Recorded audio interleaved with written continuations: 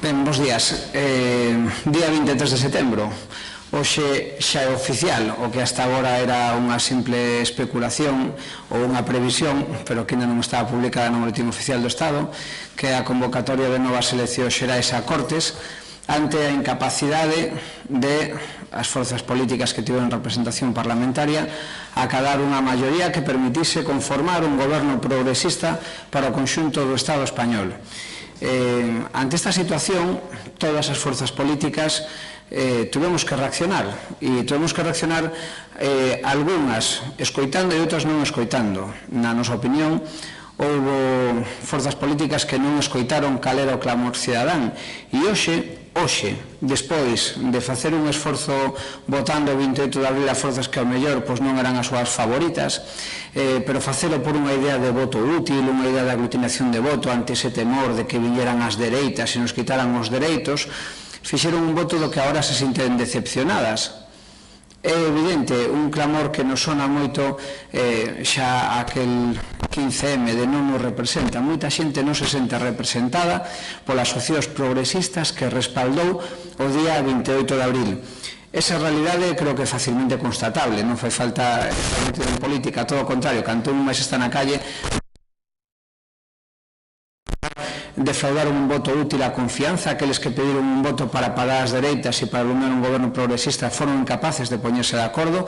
Por lo tanto, unha idea de decepción e unha idea, desde logo, de enfado da ciudadanía con aqueles que non cumpliron ese mandato. O mandato estaba por riba das súas propias apetencias personais ou políticas. Era un deber casi moral de parar as dereitas para evitar a paulatina e a masiva reducción de dereitos, a que, sobre todo, sabendo que nese tridente das dereitas iba tamén un componente fascista abertamente declarado, como vimos a semana pasada nun acto de Vox con ocasión dun acto contra a violencia machista, e, polo tanto, unha decepción ante esta situación. Vimos, en primeiro lugar, polo tanto, desde Galicia, esa primeira realidade, decepción e enfado na cidadanía de Galicia, na cidadanía progresista de Galicia, cos seus representantes progresistas, que son, neste caso, nas eleccións de 28 de abril, o Partido Socialista e Podemos. Pero vimos tamén unha segunda realidade que constatamos aquí na cidadanía, e é o enfado tamén pola ausencia de Galicia nos debates previos á investidura e nos debates de investidura. Vimos que os dous partidos que tuveran representación polas circunscripcións galegas esqueceron completamente a Galicia da súa axenda política a hora de formar goberno, e iso que é unha insignia destacada responsable de Podemos formaba parte dos equipos negociadores, e vimos que a palabra Galicia e os intereses galegos estuveron completamente ausentes durante máis de 3 meses de negociacións supostamente activas. Por lo tanto, dúas realidades. En primeiro lugar, decepción e enfado, e en segundo lugar, ausencia de Galicia nos debates. E, por lo tanto, unha idea no electorado progresista galego de non representación. Non se sinten representadas, non se sinten representados por esta situación. E isto foi o que levou o Consello das Mareas, o sábado, a tomar dúas decisións. En primeiro lugar, a decisión de concorrer o proceso electoral, en primeiro lugar, para evitar a abstención, porque unha reacción de enfado como que hai social tradicionalmente na esquerda se traduce na abstención como forma de castigo a aquelas forzas políticas que se presentaron e tuveron representación parlamentaria. Ben, hai unha alternativa a abstención que é a que queremos conformarnos, que é unha alternativa para canalizar de forma constructiva, de forma esperanzadora, en positivo, de forma ilusionante esa decepción, que é ofrecendo unha alternativa progresista que se comprometa en primeiro lugar cunha axenda política galega que defenda os nosos intereses como país, e en segundo lugar que se comprometa cunha axenda social compartida no conxunto do Estado para a ampliación de dereitos e de liberdades. Todo isto co obxecto de, claro, de gobernar para a xente. Parece un lugar común, pero non o é, porque vimos que durante estes meses houbo que non se interesou por isto. Por lo tanto, a idea de facilitar a formación dun goberno progresista é con a axenda política galega. Miren, na opinión de Marea, Galicia ten que formar parte da política do Estado. Galicia ten que formar parte da política de Estado. As forzas políticas galegas temos que ser actores que participen activamente e en positivo na gobernabilidade do Estado. Ben, e isto se fai de dúas maneiras. En primeiro lugar, non só establecendo unha axenda política que sacara adiante do conxunto do Estado, non só unha axenda política galega, senón e aquí creo que estamos todas e todos de acordo e no que está pensando todo o mundo, en participar activamente na gobernabilidade. E iso como se fai? Promovendo a participación das forzas políticas progresistas na conformación dunha maioría de goberno que saque adiante unha axenda política dun lado galega e do outro lado progresista. E, polo tanto, nos o que perseguimos que a nosa iniciativa é non solamente un partido, sino, sobre todo, un espacio galego que pinte na política do Estado, que pinte algo na política do Estado. Galicia non pinta nada na política do Estado neste momento, porque coa representación dos supostos progresistas do artigo Jesús, das eleccións do 28 de abril, vimos unha falta absoluta de representación. Non sabemos que, e aparte as enquisas e as eleccións así o demostran, Galicia é progresista, pero os seus representantes non escoitaron a ese electorado, o clamor popular por un goberno de esquerdas no Estado que ampliase liberdades. Nos pensamos que as forzas progresistas galegas no seu conxunto temos que formar parte da solución aos problemas de gobernabilidade do Estado. Falo da gobernabilidade do Estado, falamos de que Galicia forme parte da solución aos problemas non solamente das galegas e dos galegos, sino tamén da solución aos problemas de España. Así de claro. Esa actitude a que renunciaron os que eran hasta agora os nosos representantes ten que ser modificada e, polo tanto, nos facemos unha proposta que foi a que lanzamos o sábado, a proposta dunha candidatura única galega progresista. É dicir, unindo forzas, diferentes espacios, diferentes partidos políticos, que temos as nosas diferencias, pero que temos espacios en común. Que temos en común, e eu creo que o temos visto durante todos estes meses, o reclamo sincero e o reclamo honesto dunha axenda política galega que supoña o desenvolvemento socioeconómico de Galicia, que supoña a superación do déficit en infraestructuras, que supoña unha transición ecolóxica xusta, que cree oportunidades para a igualdade, que cohesione territorialmente o país, que nos faga salir do subdesenvolvemento económico no que moitas veces estamos ancorados e que dá lugar a que o emprego seña precario, en definitiva, oportunidades para vivir mellor. Por lo tanto, arredor dunha axenda política galega e despois un proxecto común baseado nunha axenda social compartida. Por que dicimos o da axenda social compartida? Pois miren, porque hai cuestións que teñen que ver coas liberdades públicas e cos dereitos sociais que non son exclusivos de Galicia. E, polo tanto, é bon que non señamos capaces de cooperar con outras forzas políticas progresistas no ámbito do Estado para sacalas adiante, e de aí a necesidade de participar da gobernabilidade. Ben, a que me estou referindo? Pois, por exemplo, a derogación da lei Mordaza, como unha lei que limita injustificadamente a liberdade de expresión. Iso é algo que nos afecta aos galegos, pero que tamén afecta aos andaluces. A derogación das reformas laborais é algo que atenaza ao precariado galego, pero que atenaza tamén ao precariado madrileño. E, polo tanto, queremos ser definitivos nisto. E isto como? E este como tamén, que actitude debería ter esta candidatura galega única no espacio estatal, tamén é moi clara. Que papel, e por eso por contraposición o que pasou durante estes meses, que papel debería ter unha candidatura progresista galega con representación nas Cortes? Pois unha participación nas negociacións de investidura baseadas non co programa político, non nos illos, non programa, e en segundo lugar nun orzamento que o respalde. Porque realmente o que vale aquí non é a declaración sobre o papel de 370 medidas, sino o respaldo orzamentario desas 370 medidas. E, polo tanto, programa e orzamentos sería aquelo co que esta candidatura galega que nos queremos lanzar traballaría para acadar unha maioría realmente progresista que levase adiante aquelas promesas electorais, tanto en clave galega como en clave estatal, as que se comprometese. A xenda galega propia e a xenda social compartida.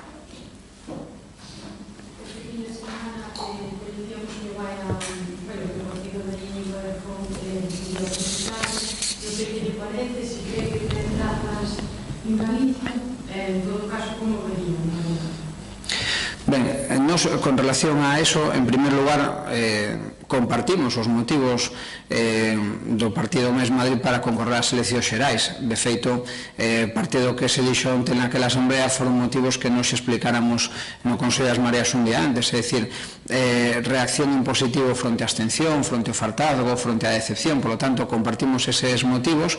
Compartimos tamén a idea de esperanza de ofrecer á ciudadanía progresista unha alternativa a que votar e que eso non se traduza, como parecía hasta agora, nunha abstención do electorado de esquerdas. Nos, desde logo, claro, sabendo a información que temos neste momento é que ainda Mais Madrid non decidiu se iba a ser un partido solo de ámbito autonómico ou se iba a presentar noutras circunscripcións.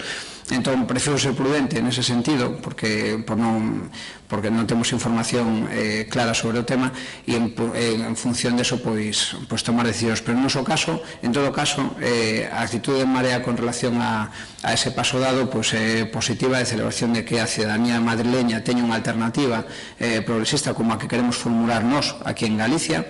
Desde Marea dixémolo tamén moitas veces, non sabemos que a axenda política galega, para poderse realizar nas Cortes do Estado, precisa dunha cooperación entre actores políticos.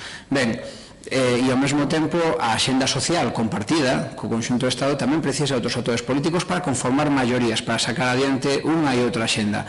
Ben, nos pensamos que interlocutores como os que poden nacer a partir destas eleccións, no caso de Mais Madrid, igual que xa facemos con Compromiso ou outras forzas cas que temos afinidades, poden facilitar e moito a implantación dunha axenda política galega no Estado e a implementación dunha verdadeira axenda social que amplíe liberdades e dereitos. Nós estamos preocupados aquí por tres emerxencias: a emerxencia feminista, a emerxencia climática e a emerxencia social.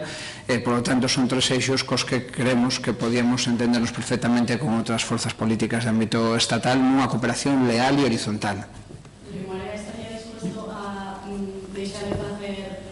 Primarias como nas eleccións pasadas para colocar a unha candidata tipo Carolina Vescanza en Galicia? Para nós as primarias son sempre irrenunciables. E como vería unha candidata por la circunscripción de Coruña como Carolina, que vostede xa tuvo contactos? Non vou anticipar ahora mismo o que me parecería. Creo que Vescanza é un activo político valioso e unha persoa que ainda ten moito que decir en política. Hubo contactos nos últimos días, nas últimas horas desa dirección, quero dicir, usted en relación con Carolina Vescanza, non sei se até con Íñigo Errejón ou con persoas do seu entorno, non sei se hubo algún tipo de contacto nas últimas horas desde Mais Madrid para avaliar as posibilidades que tería unha implantación aquí en Galicia a través de Marea, coalición con Marea. Como vostedes saben, esa decisión, e é público e notorio, está ainda sin tomar por parte do propio Mais Madrid, se se presentan solamente no ámbito autonómico ou fora. Por lo tanto, nos o que estamos facendo é respetar os tempos do propio Mais Madrid e, a partir de que eles tomen a súa decisión, é cando o diálogo ten marcos moito máis concretos. Nos, en todo caso, remito o que acabo de comentar, nos celebramos que haxa a decisión dunha alternativa que votar tamén na Comunidade Autónoma de Madrid fronte ao fartazgo das dúas forzas progresistas que non foron capaces de entenderse. Eso é o que nós tamén queremos significar de forma principal en Galicia e que queremos agrandar nunha candidatura progresista galega para levar adiante unha axenda galega nas Cortes do Estado. E pensamos que hai actores cos que sería moi interesante entendernos para poder levar a cabo esta axenda social compartida, esta axenda política galega. No caso de Mais Madrid, igual que con Compromiso e outras forzas que están dialogando para, digamos, para vertebrar e para exemplificar de que hai alternativas progresistas ao que hasta agora se nos decía que era unha alternativa única do Partido Socialista ou de Podemos. Entendendo eso que decíais respecto ao que fala Mais Madrid, vostede cree que sería positivo que se presentase en outros lugares, non só en Madrid, e que onde se lugares para Galicia? Eu creo que en Galicia nos cumplimos unha función que é a función de exemplificar unha alternativa progresista e unha alternativa de carácter nacional galego para o electorado progresista que entende que Galicia ten que ser un actor político esencial na política de Estado e que ahora non o está sendo, e ademais que cree que hai valores e que hai dereitos que se foron perdendo durante estes 7 anos que deben de ser recuperados. Nos pensamos que ese espacio e ese desexo de cambio o cubre en Marea perfectamente, e por eso pensamos que unha cooperación horizontal con que en outras latitudes do Estado están formulando este mesmo tipo de premisas sería unha fórmula moi positiva de traballo. Sí, perdón. Sería un posible socio para Marea, socio electoral nestas eleccións, e como afectaría eso o chamamento a esa candidatura galega?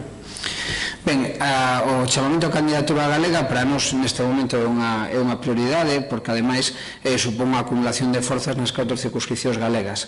A día de hoxe non hai ninguna outra forza política que estea enriba da mesa como actor ao que sumarse, non? Quer decir, porque neste momento, como a decisión de Madrid de Mais Madrid non está tomada, pois non podemos facer unha especulación tampouco en relación a eso. Por lo tanto, a nosa oferta e a nosa proposta, máis que oferta, a nosa proposta de candidatura galega unitaria neste momento ten a virtualidade de ser a única que hai en riba da mesa que propón que todas as forzas políticas galegas que responden a esas características vayan nunha mesma dirección. Eu penso que eso non é incompatible, penso que é complementario a buscar alianzas con outras forzas de outros territorios cos que compartamos a xenda social e cos que podamos tamén negociar a implementación dunha xenda política galega. Non somos conscientes, por eso acabo de decirlo, que sacar adiante unha xenda desas características requiere sumar maiorías. E entonces nesa búsqueda de maiorías sabemos que unha cooperación leal con espacios que respetan a nosa singularidade nacional, igual que a nosa visión do espacio progresista en Galicia, é o espacio idóneo para cooperar, non? Por lo tanto, insisto, apelando unha vez máis á prudencia, pensamos que evidentemente as dúas propostas son compatibles. Electoralmente tamén, quero dicir, descarta alianzas con Nós neste momento, na medida en que descoñecemos cal é o alcance da proposta de Rejón, pois non podemos facer un pronunciamento nese sentido, non?